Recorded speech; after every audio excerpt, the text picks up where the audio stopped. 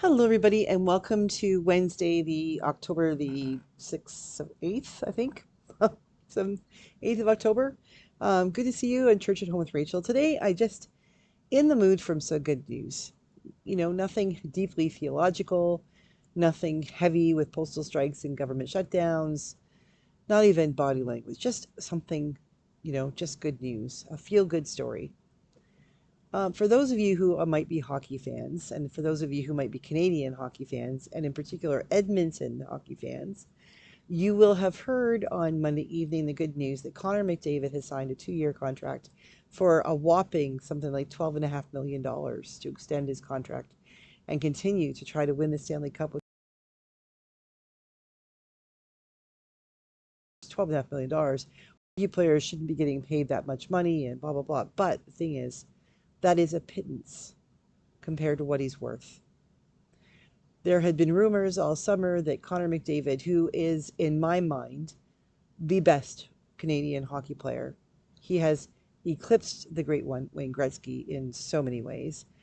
Yes, Wayne Gretzky holds all kinds of titles and records and things like that, but playing in a different era.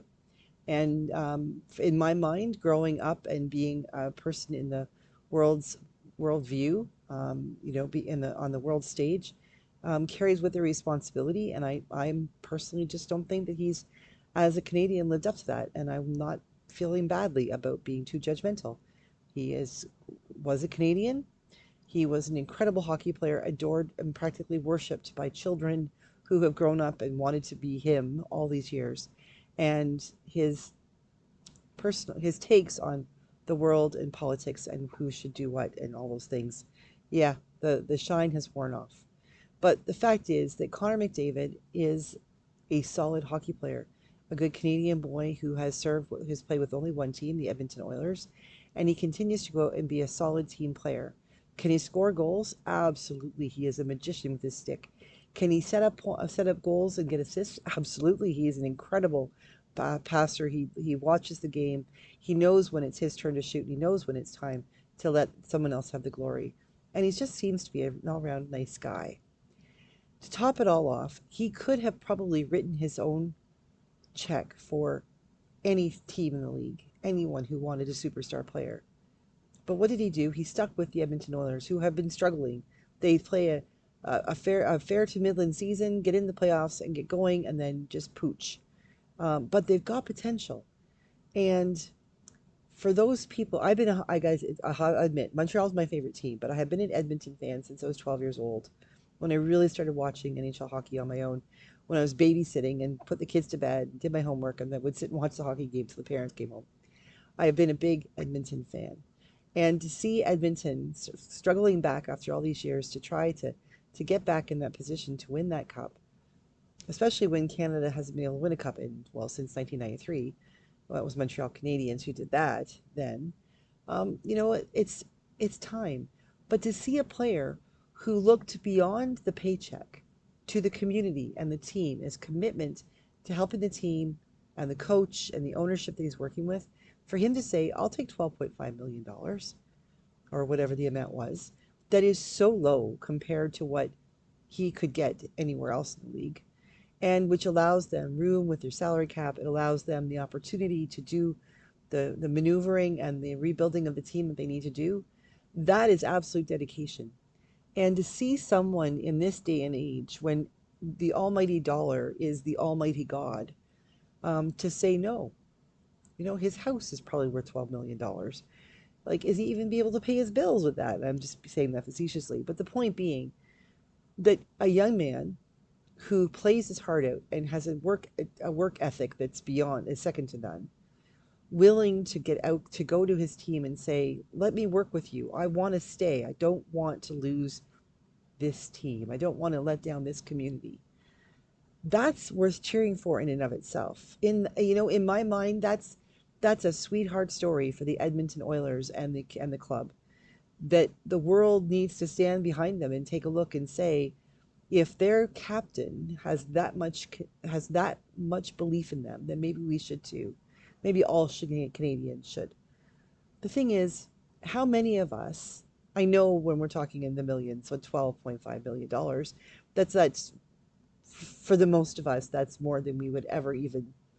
That's way more than we'll make in a lifetime. We certainly wouldn't have that much money, even dancing in dollar signs for lottery tickets in our minds. But the point being that in a world where the same day the Toronto Blue Jays signed a deal for something like many like double digit years for a $500 million contract for their star player, to see Connor McDavid, who is already the team star and has already made way more than that much money, to see him sign a contract for so little says something.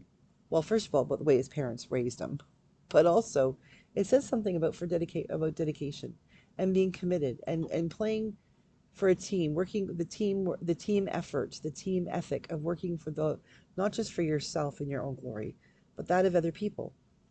What if we as a world, what if we as communities were to work toward the benefit of our own community?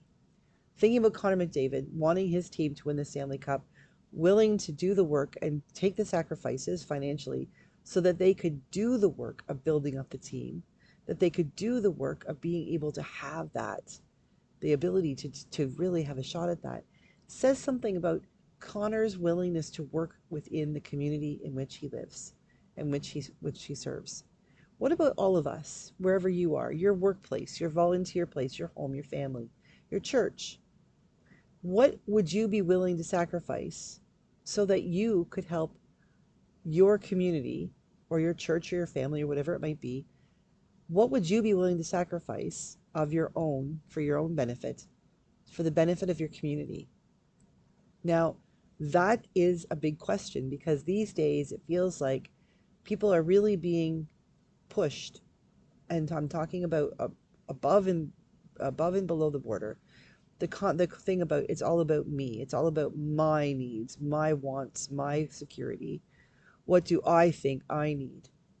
When we talk about our communities, we talk about our local areas, whether it's our family or right up to the biggest city we live in. When we talk about taking care of ourselves, the truth is that we have to take care of the least of these. In our families, we do not expect the 2-year-old toddler to bring home the bacon. When mom or dad or whoever makes the money goes to work, they go to work not just so that they can have what they want, a sports car or a new cabin or whatever it might be. They go to work so they can they can pay the mortgage and put a roof over the head of every single person who lives beneath that roof. They go to work so that they can buy food for every single person who sits at their table. We don't say to the weak one, to the child or the grandparent who's moved back in because they can't afford to move into a care home. We don't say to them, sorry, not your day to eat. You didn't contribute. We say to them, we will share what we have with you because we love you. In the case of a parent, it could be simply because, look what you sacrificed for me. Now it's my turn. For a 2-year-old, we don't look at the child and say, well, what have you given to me? How have you sacrificed? We don't do that. We recognize that if we feed them and we clothe them and we put a roof over their head and get them education, that they will grow up to be people who are able to sacrifice themselves and contribute back to society and continue the beauty of relationships well lived. Well, when we do that ourselves in our homes and we extend that to our workplaces, our churches, our communities, our cities or towns, then we begin to recognize that the least of these, just like that 2-year-old, might be the homeless person. Or it could be the neighbor you have who is elderly and shut in and has no family to come and see them. And the only thing you do see is Meals on Wheels dropping something off 3 or 4 times a week. We need to recognize that we work as a team, and sometimes it means we take a pay cut. It may mean we work those extra hours. It may mean that we do the work. We do we we do extra things just because. Connor McDavid is trying to help his team win the Stanley Cup.